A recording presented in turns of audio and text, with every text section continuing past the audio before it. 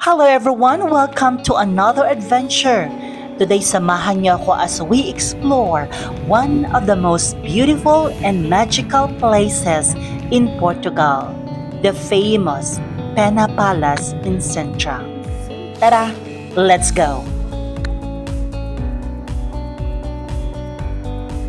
Pagdating sa Sintra Station, sumakay tayo ng Bus 434, ang tourist circuit bus na umaakyat sa mga famous attractions dito.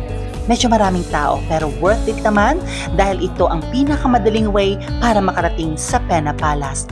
Habang paakyat, sobrang exciting dahil napapalibutan tayo ng forest at makita mo na unti-unti nang lumalabas ang colorful towers ng palace para talagang nasa fairy tale. And finally, nandito na tayo sa Pena Palace. Isa ito sa mga pinaka-iconic na landmarks sa Portugal at talagang mapapawaw ka sa ganda nito. Since photography and sightseeing ang focus ng trip natin, park ticket lang ang kinuha natin para mas ma-enjoy ang paligid at makapag-capture ng beautiful shots. Ang ganda ng combination ng yellow at red colors ng palace. Every angle is picture perfect. Kaya kung mahilig kayo sa photos and videos, siguradong ma-enjoy nyo ang place na ito.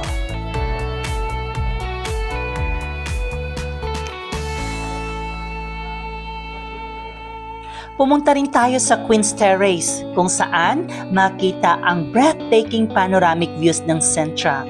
Sobrang relaxing ang atmosphere at ang sarap lang huminto sandali para i-appreciate ang beauty ng place.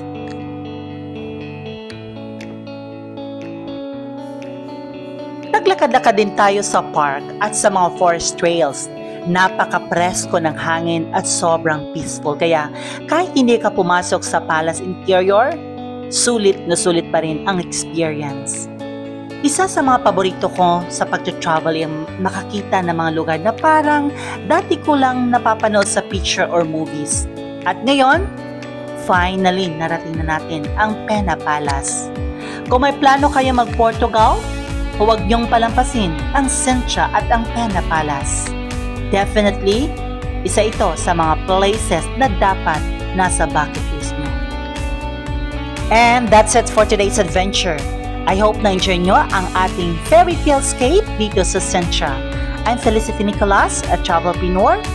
Thank you so much for watching and don't forget to like, follow, and join me for more travel adventures. See you on the next vlog. Bye!